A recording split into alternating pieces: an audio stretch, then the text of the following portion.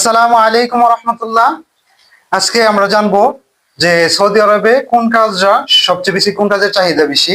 এ পর্যায়ে কথা বলবো নুরুজ্জামান ভাইয়ের সাথে। আসসালামু আলাইকুম রহমতুল্লাহ। আমি মোহাম্মদ নূর, সৌদি আরব প্রবাসী। দেখেন, আমাদের যারা সৌদি আরবে আসে কাজের সংকটটা বেশি। আসলে কাজের সংকটটা থাকতো না যদি কাজ শিক্ষা দেশ থেকে আসতো। সর্বপ্রথম আমার কথাটা যেটা, দেখেন, যদি ইলেকট্রিশিয়ানের কাজটা সবচেয়ে বেশি চাহিদা, যে কথাটা গোলাপ ভাই বলছেন আমারে, যে আসলে কোন কাজের চাহিদা বেশি, সবচেয়ে বেশি চাহিদা ইলেকট্রিশিয়ান কাজের।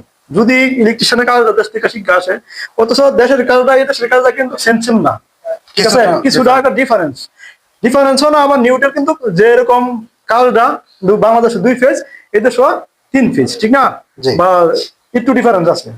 যদি বাংলাদেশ থেকে অভিজ্ঞতা নিয়ে আসে যে আমি জানি কাজ, ঠিক আছে, তাহলে কিন্তু করতে সম্ভব। যেরকম সৌদি আরবে আরবি ভাষা বলে হাউস ওয়ারিং, আর আমরা বাংলাদেশে বলি কি রুম ওয়ারিং বা ঘর ওয়ারিং বা বিল্ডিং ওয়ারিং। এরকম যদি যারা ওয়ারিং এর কাজও করে, কাজ কিন্তু সেম, কাজ সবই সেম। আমার অভিজ্ঞতা থেকে আমি বলতেছি কাজ সেম। তিন কেবল অথবা 2 কেবল বা 1 কেবল, এতটুকু ডিফারেন্স, মানে ফেস আর নিউট্রাল ব্যাপারটা আর কি। তো যদি বাংলাদেশ থেকে কাজ শিক্ষা আসে ভালোভাবে, তাহলে এদের সহায় সম্ভব। আর সর্বপ্রথম একটু সংকট থাকবো কি, যে ভাষা না জানা কারণ কাজ করতে গেলে কাজের ক্ষেত্রে অনেক কিছু আছে।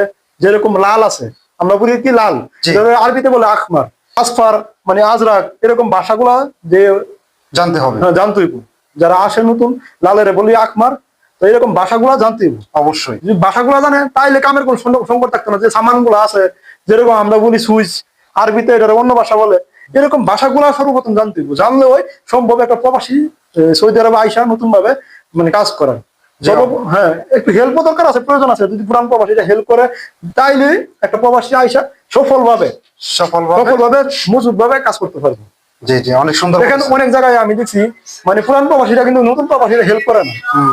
অনেক ওই আছে, অনেক বলতে বহুত আছে, হেল্প করে না, সঠিক তথ্যটা দেয় না। দেখেন, আমি যে সময় আসছি, আমি বলছি যে ভাই আমি ইলেকট্রিশিয়ানের কাজ জানি, পুরান একটা প্রবাসী বলছি, বলছে যে নেওয়া যাইব না। আমি বলছি যা পারেন তা ওই টাকা দিয়ে 50 টাকা দিয়ে, আমি 50 টাকা তাও কিন্তু আমার নিচ্ছে না। তো এরকম ওই পুরান প্রবাসীটা চানা একটা নতুন প্রবাসী আইসা, হ্যাঁ ভালো একটা কাজ করে ভালো একটা জায়গা পাবো। এটি সর্বপ্রথম মানে সংকটটা কি আমাদের দেশের প্রবাসীরা। হ্যাঁ, অনেক সুন্দর বলেছেন। তো যাই হোক, আপনাকে অসংখ্য ধন্যবাদ। আপনার মাধ্যমে দর্শকদেরকে জানাইতেছি। দর্শকরা যদি ভিডিওটি ভালো লাগে, লাইক, কমেন্ট, শেয়ার করবেন। ওকে।